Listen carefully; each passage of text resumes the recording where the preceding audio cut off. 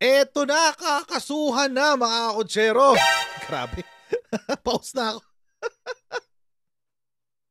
Eto na nga, kakasuhan na mga kutsero. Sino ang kakasuhan? Yung dalawang environmental activist daw.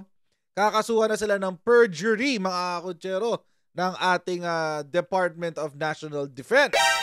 Ayan. So mga kutsero, no? Pag-uusapan natin ito maya-mayang konti lamang. Pero bago yan, as usual, tayo muna ay magbibigay pugay sa mga kaibigan natin sa Sendwave. Ayan, so kung kayo po ay nasa US, UK, Canada, Italy, France, Spain, Ireland, and Belgium, ay pwede na po ay magpadala ng inyong mga remittances sa Pilipinas sa pamamagitan po ni Sendwave. Ang gagawin nyo lang ay i-download ang Sendwave app.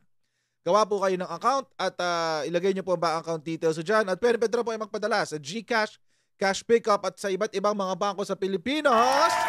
At kapag ginamit nyo po ang Sendwave for the first time, ay gamit nyo po ang promo code na Coach Jarrett para makakuha po kayo ng $20 free credit. Ayan, so gamitan na po si Sendwave for all of your remittance needs. Okay. So ito na nga mga kutsero. So, for all intents and purposes, nung nag-uumpisa tong issue na to tungkol sa dalawang aktivista, hindi ho natin alam na sasabog ito ng ganitong kalaki. Sabog talaga. Sabog mga kutsero, itong issue na to. Akala natin this is just another couple of surrenderies, etc. Up until yesterday, kung saan nag-recant at gumawa ng public spectacle itong dalawang environmental activists na to. Ay napag-usapan na po natin yan kahapon mga kutsero at ngayon, puntahan natin yung mga development sa kwento na ito. 2 environment activists may face perjury raps for recanting statements. Ayan na nga bang sinasabi natin mga kutsero. Alam nyo mga kutsero, no? Pag sumuporta ka talaga sa mga makakaliwa, pag sumuporta ka talaga sa mga grupo na kaalyado ng mga terorista, wala, mahihirapan lang ang buhay mo. Kaya stop it, get some help. Ayan, itong dalawang yun, si Jed Tamano at saka si,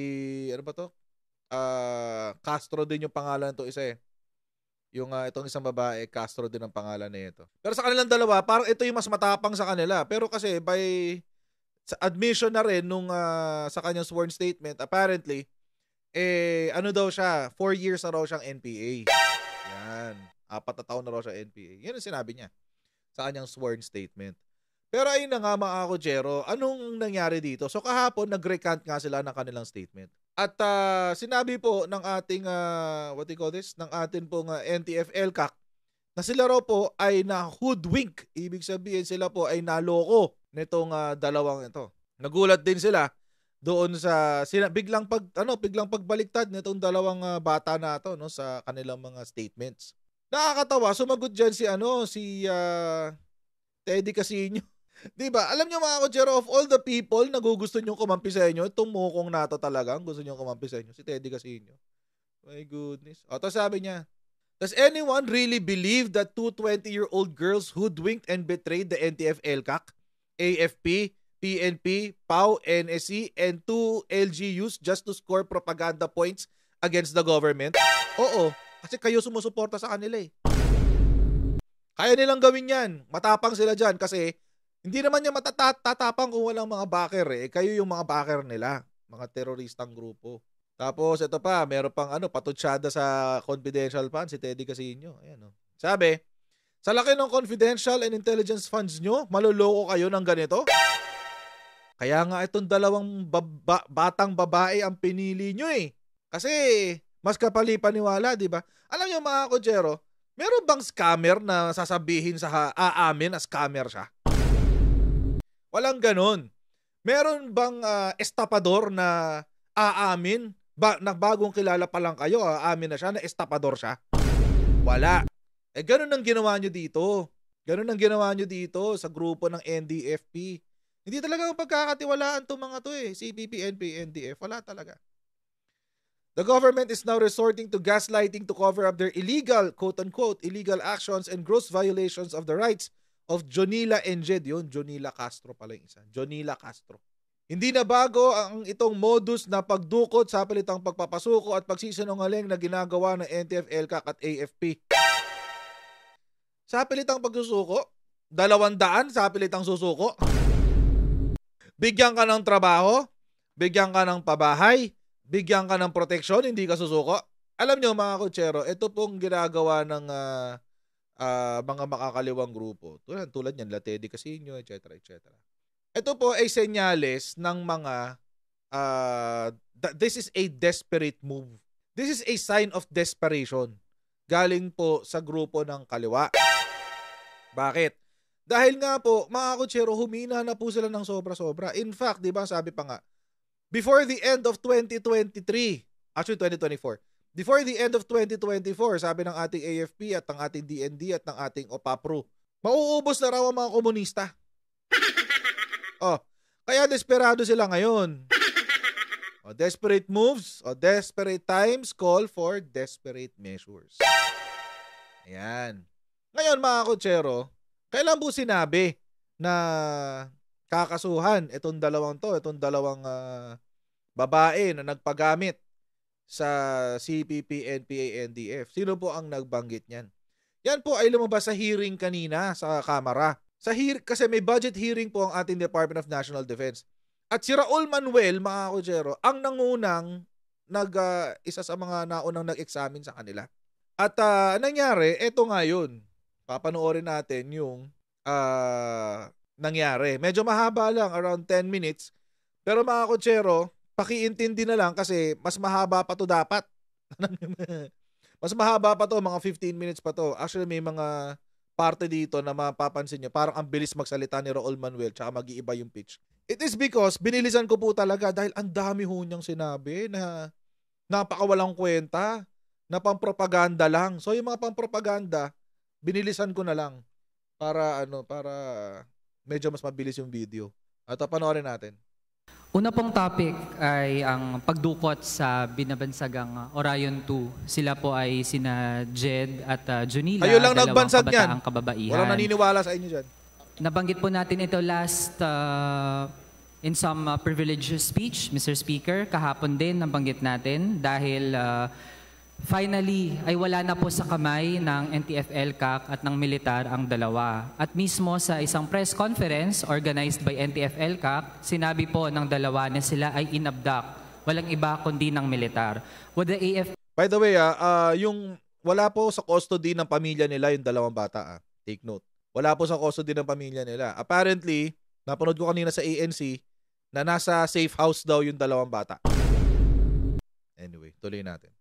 Admit to abducting the two young women, Mr. Speaker. Anong tanong? Would they admit? No, Mr. Speaker. Militar. Would the AFP admit to abducting the two young women, Mr. Speaker? Ano yun? Anong No, katangahan Mr. to? Speaker, and the AFP plans to file perjury cases or charges against the two, Mr. Speaker. Mr. Speaker, we are so shocked with that kind of response from the AFP. Ano po ang batayan? Nasampahan ng kaso? Ang Nabilibisan ko na lang kasi inabdak na nga nila. At illegal, dami sinabi. binitin sa military camp. Hindi natin alam kung anong tipo ng panlilinlang yung ginawa sa kanila or coercion para mapwersa sila na Diba? pumimas Ang sa haba ng military. sinasabi At niya. ngayon, na matapang nilang isiniwalat ang nangyari sa kanila, Mr. Speaker. Sila pa ang sasampahan ng perjury. Ano po ang komento doon ng ating sponsor? Mr. Speaker, there are witnesses who were there during the signing of said affidavit. Not only of voluntary surrender, as well as the signing of said affidavit.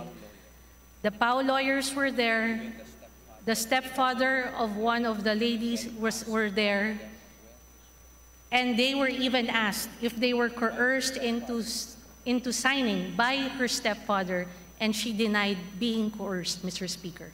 Mr. Speaker, sa aktual na insidente, early September, meron pong mga kababayan natin na nakawitness ng pagdukot. Pagdukot, Mr. Speaker, dahil may naiwang sandals, may naiwang tsinelas, at mismo nga mga kababayan natin ang nag-post sa social media. At Anong ebidensya nyo ng pagdukot? Naiwang sandals? Yun ang ebidensya nyo ng pagdukot? Naiwang sandals. At ang ebidensya nyo pa ng pagdukot, hearsay testimony ng mga tao sa social media? Alam ko medyo may kakulangan sa pag-iisip to si Raul Manuel, pero hindi ko alam na ganyan pala katanga itong si Raul Manuel. Gusto nga nilang ipaalam din sa ibang mga kababayan nila noong panahon na iyon sa Bulacan na may ganung nangyari at ayaw nila na baka may iba ding mabiktima ng pagdukot kahit sino man yan, Mr. Speaker. And now, how can we expect such an affidavit to really bear weight? Lalo na kung nangyari po ang pagpirma sa affidavit sa isang setting kung saan mga kababaihan na ito, mga kabataang kababaihan, ay nasa isang sitwasyon na vulnerable po sila. Nasa lugar sila ng kung sino man yung nag-abduct mismo sa kanila, Mr. Speaker. Ano po ang komento doon ng sponsor? Alam niyo, by the way, ito pala yung pinapakalat nila na drama ngayon, na paano magiging valid yung statement nandoon daw sila sa kampo. Nasa poder daw sila ng mga supposed, alleged, or inaakusahan nilang kidnapper. May mga witnesses nga eh. Mamaya. Sige, tuloy natin to. Mr. Speaker, again, there were witnesses during the signing of said affidavit. The stepfather was there, the PAO lawyers were there, and I don't think there were they were in any environment that they were vulnerable, Mr. Speaker. Mr. Speaker, hindi ba yun isang unfair na situation? Dahil nga Kinuli sila, tapos ang una pa pong kwento na gustong palabasin ng NTF-ELCAC at ng militar ay mga rebel surrendery di umano yung dalawa. Tapos, Mr. Speaker, all this time na hinahanap natin yung dalawang kabataang kababaihan, nandun pala sila sa kamay ng militar. Tapos, ang gustong palitawin ngayon ay all this time, voluntary po at walang nangyaring undue na impluensya doon sa dalawa. And right now, na alam na po ng sambayan ng Pilipino na inabduct pala talaga sila, tingin po natin na kayo lang nagsasabi nun. Sobra-sobra na. Yung pinagdaanan ng dalawa, na isolated po sila, hindi nila kasama ang kanilang mga mahal sa buhay, tapos later on na lang, also in unfair circumstances, ay ganito na ang kinalabasan, Mr. Speaker, na sila pa yung hahabulin. Actually, Mr. Speaker, yung pagsiwalat nila nung pinagdaanan nila, daming kahit na sinasabi, kasama nila diba? yung militar sa press conference kahapon, Mr. Speaker, puro walang kwenta naman. Na tinake nila para lamang na malaman ng sambayan ng Pilipino na ang AFP ay nandudukot ng mga kabataang merong advokasya, Mr. Speaker. Ang dalawang kabataang kababaihan nito, ang nais lamang nila ay maprotektahan ang mga komunidad. Ano daw? Ang AFP daw nandudukot ng mga kabataang may advokasya. Stupid. Stupid. Alam nyo, nothing can be more absurd dito. Alam nyo, itong nangyari to, it will backfire sa CBP, NP, NDF. Lalo sa mga kanila, sa Makabayan Black, yan, sa mga, kasi ito si Makabayan Black, naghahabol ng 2025 elections eh. Yung si Bayan muna, naghahabol ng 2025. This will backfire in a very, fascinating, way.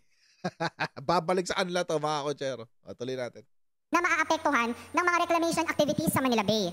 And Mr. Speaker, ngayon, na sila walang kalaban-laban, walang mga armas. Ang tanging armas nila, Mr. Speaker, ang kanilang prinsipyo, ang kanilang dignidad, ang pagmamahal nila sa kapwa-tao. Tapos ngayon, pinarataman sila, gustong palabasin ng mga rebel surrenderies. And right now, that they spoke the truth, they were brave enough to do that. At actually nga, kahit nawala na po sila sa kamay ng militar, di natin alam kung ano din yung threat sa kanila. Kasama nyo ngayon eh. Dami ng mga So may pinalabas threat ng sa mga buhay rebel nila. surrenderies. ngayon po, meron ng matapang na nagsalita. Mr. Speaker, ano po ang komento ng sponsor? Mr. Speaker, they were labeled as voluntary surrenderies because they said they voluntarily surrendered. Again, there were witnesses, Mr. Speaker. They made a sworn statement, which of course, if you made a sworn statement and you recanted, Mr. Speaker, you will be subjected to perjury charges if needed. Right. You know, Mr. Speaker, the DND, the AFP, has always believed that honesty is the currency of leadership, Mr. Speaker. It is most critical today that the truth prevails because mistrust seems to have been the default mode or reaction, Mr. Speaker. So therefore, we stand with our Philippine Army, Mr. Speaker. Mr. Speaker, grabe naman po ang militar sa mga biktima. Mr. Speaker, mga biktima na po ito. Tapos, How? sila pa ngayon ang papalabasin natin na masama. Mr. Speaker, hindi ba kapag ang mga biktima sa situation na sila ay nasa risk at meron po silang sinabi, kahit nga po halimbawa ang mga taong malapit ng mamatay, di ba? Hindi ba kinukuha as valid na testimony yung kanilang sinasabi? Mr. Speaker, taking that as an analogy, ganun po ang nangyari kahapon sa press conference. Kung Ano ba sasabihin nito yung kapag mga tao mamamatay, tinetake yung kanilang salita, ano daw? Ang weird yung sinabi mo, alin yung bedside confession? Yung ba sinasabi ni Raul Manuel? Vina-validate pa yun. Even if it is a bedside confession. Bedside na ba? Deathbed pala, deathbed. Even if it is a deathbed confession, vina-validate pa rin yun. Yung mga pamana nga, hindi pwedeng verbal yun. Hindi pwedeng deathbed confession din yun.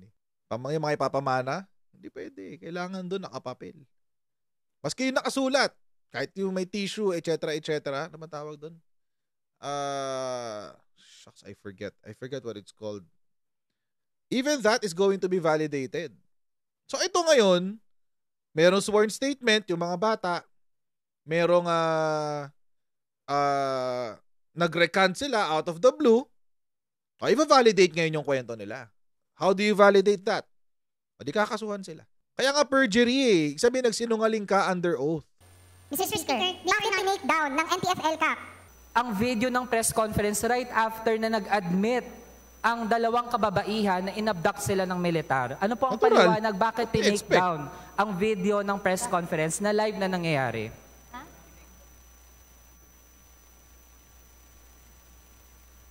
Well, Mr. Speaker, the NTF-ELCAC is not within this department, Mr. Speaker. But if you are talking about taking down of videos, I believe it is all over social media. So there is no taking down of any videos. Mr. Speaker, that is a lie. Mr. Speaker, marami pong nag-abang sa press conference dahil nga gusto nilang malaman mula mismo sa bibig ng dalawa kung ano ang kanilang sasabihin. Kung sila ay bibigay doon sa label sa kanila ng NTF-ELCAC na sila yung mga rebel surrenderies. Ang dami kasi sinasabi ng sasabihin nila tumbak ang lang katotohanan. And they chose the second, Mr. Speaker. At marami pong nakakita na nasa social media ang press conference at kailangan din po itong masagot ng ating sponsor, Mr. Speaker, kasi katabi po, literally, katabi ng dalawa ay isang military personnel na nung nagsasalita na po ang ating mga kapwa-kabataan na sila ay inabduct. Sinubukan pa po ng militar na gumawa pa ng panibagong kwento na okay, kung inabduct kayo, baka ibang tao yung nag-abduct. Pero, Mr. Speaker, ano yun? Galing mismo sa dalawang kababaihan. Wala pong iba, kundi militar, yung nag-abduct sa kanila. At matapos po nilang sabihin yon, tinake down ang live stream ng press conference. Kaya, Mr. Speaker, malinaw na merong tinatago dito ang militar natin. Kasapakat ang NTF-ELCAC. Mr. Speaker, the DND or the AFP was not the one who made the press conference. So it is a Pero lie. sila po ang It is not nag-abduct, correct Mr. to say that we Speaker. are lying, that we did not take down the video because we have not taken down any video, Mr. Speaker. The AFP, the DND was not the one who organized said press conference, Mr. Speaker. Yeah, hindi po sila ang nag-organize ng press conference, Yeah, yun Mr. ang sagot. Speaker, dahil ang kanilang pinagkakaabalahan na po ay paano nila pagtatakpan ang ginawa nilang abduction change doon sa topic. dalawang kabataang kababaihan. Pahiya ka, Raul Manuel. Pahiya ka doon. Na hindi AFP ang nag-organize, di ba? Kasi yung LGU yata ang nag-organize doon if I'm not mistaken. Pahiya ka, Raul Manuel. O, change topic ka ngayon. Pagmumukain mo na cover up. Yan. Diyan kayo magaling magsinungaling. Na ang meron lamang sila ay Raul ang Manuel. advokasya nila na ipagtanggol ang mga fisherfolk communities, ang mga may hirap na mga komunidad na apektado ng reclamation Propaganda na. sa Manila Bay. Mr. Kaya, Speaker, the department continues to deny any alleged abduction or harassment, Mr. Speaker, because of the presence of several witnesses, Mr. Speaker.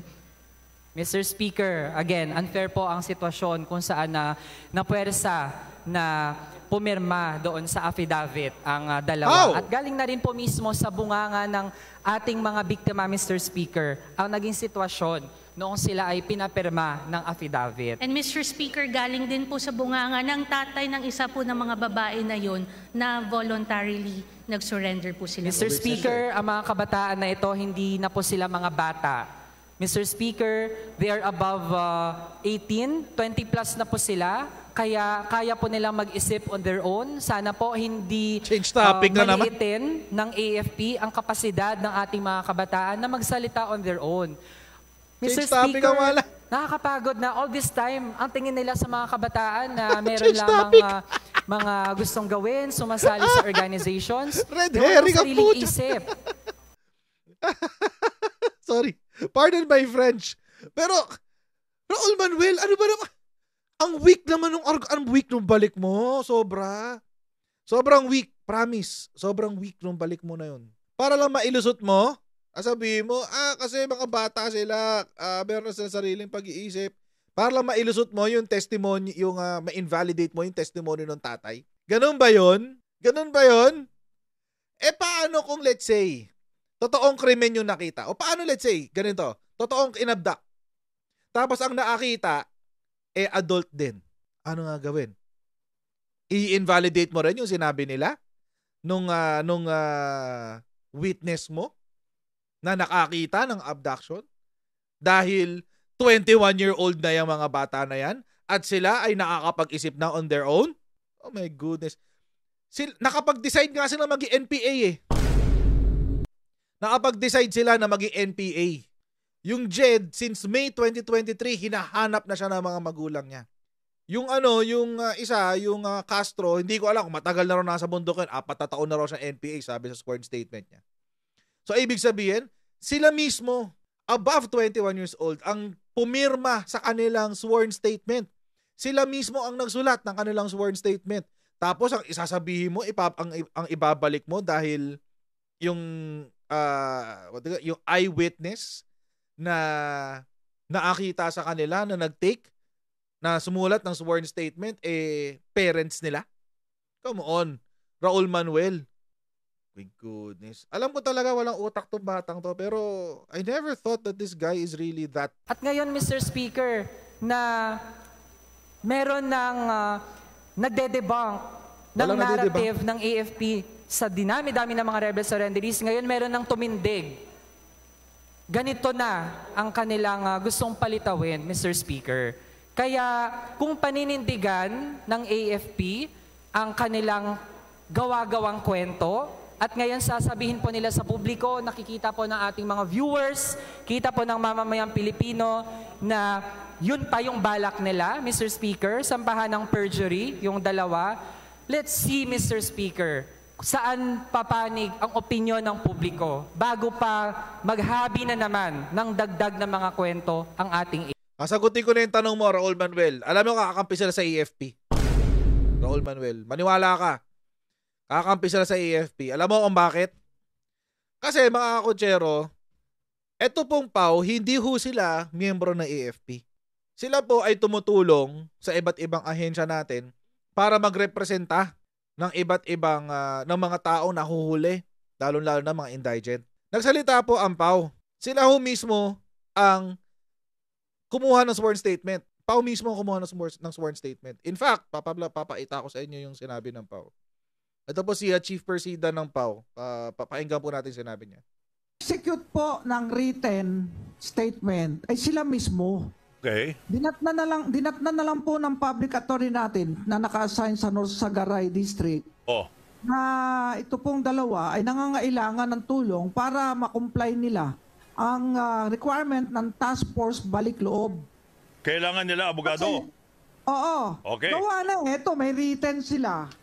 Tig-isa silang written. Ayaw ko na lang basahin ng laman. Dalawa po ito. Dumating yung mga abogado. May written na sila eh. May kwento na sila. May kwento na.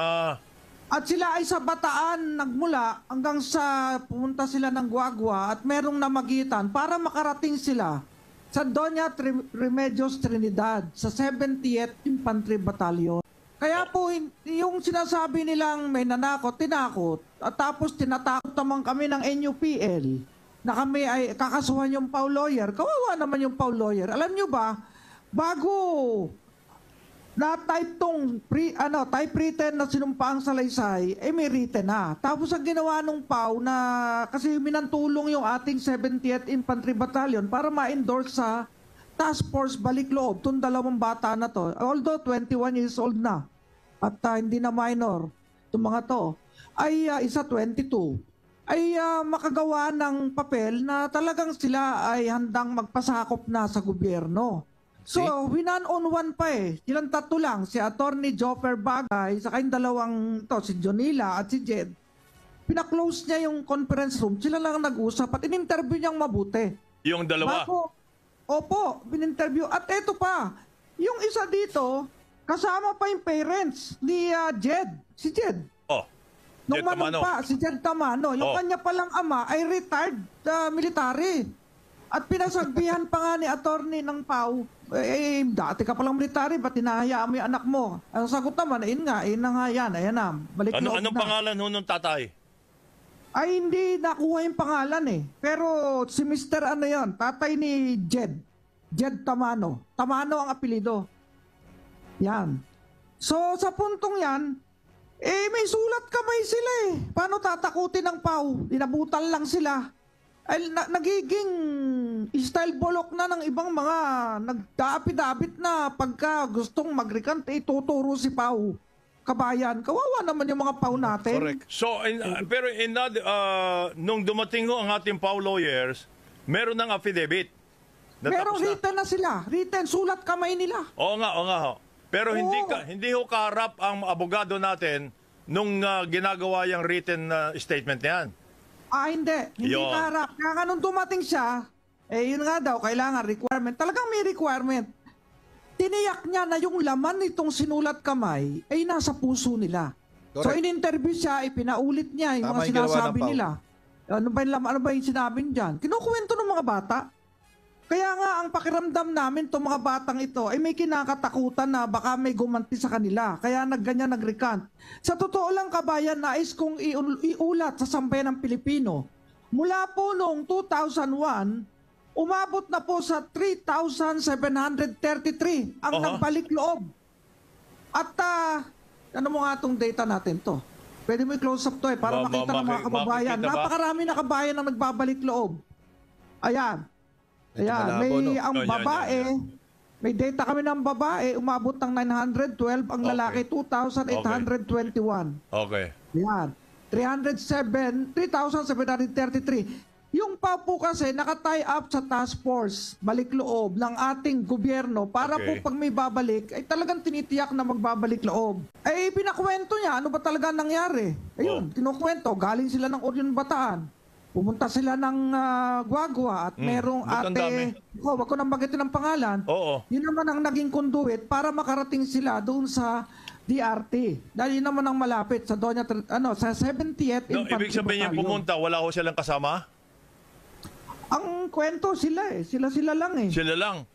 Opo, at saka mga babae naman to, saka bata pa mo ka, 21 anyos, 22, Kaya nga ho. parang apo ko na lang yan eh. So wala talagang- wala silang kasama sa pagpunta sa mga lugar na yan? Na Ang binabanggit niyo? sabi, sila lang sa kwento nila. So sa ito namang PAW lawyer natin, kasi ang aming policy ay talagang kailangan may handwritten sila, ganun lagi sa aming opisina, saka namin ipapatype sa lawyer. Tapos pero i-interviewin mo nang mabuti.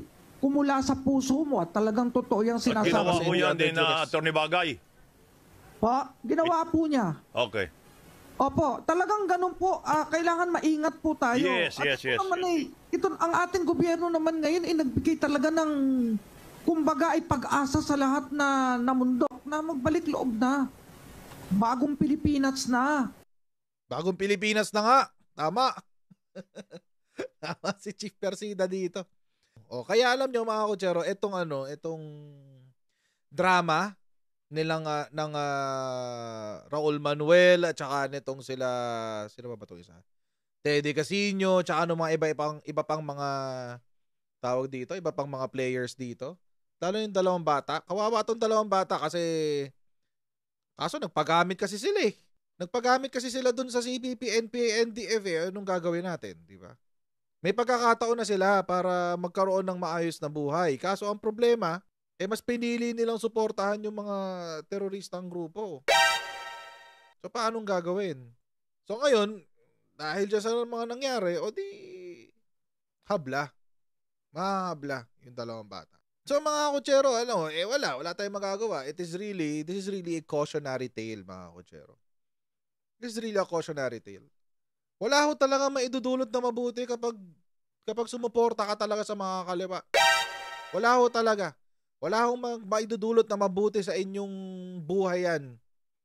Kaya tayo mga magulang dapat mas maging masigasig pa tayo sa pagbabantay ng mga aktibidades ng anak natin. Dapat tayo patuloy na maging parang maging matanglawin sa mga ginagawa ng mga anak natin, lalo na pag napapasama na sa mga grupong katulad nito. Diyos ko, my goodness. Sakit sa bangs, guys. Sobrang sakit sa bangs. Kaya we will still pagpapatuloy nating tutukan to, no? Pero let's see kung saan matatapos tong kwento na to. Mukhang mamaya ang mangyayari dito, makulong yung 2 bata. Tapos di naman sila makukulong sa perjury. Pero syempre, may penalties yan. So, wala ho talagang magandang dulot ang pagsuporta sa mga teroristang grupo. Lalo na ito, mga front ng CPP, NPA, NDF. So, kailangan ho talaga mabantayan natin aktibidades ng mga anak natin. So, hanggang dito na lang po muna tayo for today's video. Maraming salamat sa inyong patuloy na pagsuporta. Don't forget to like, share, and subscribe. At pa-follow na po tayo sa ating Facebook page na Coach Jarrett, and I'll see all of you in our next Coach Jarrett Live. Alright, so bye everyone. See you next time. Bye.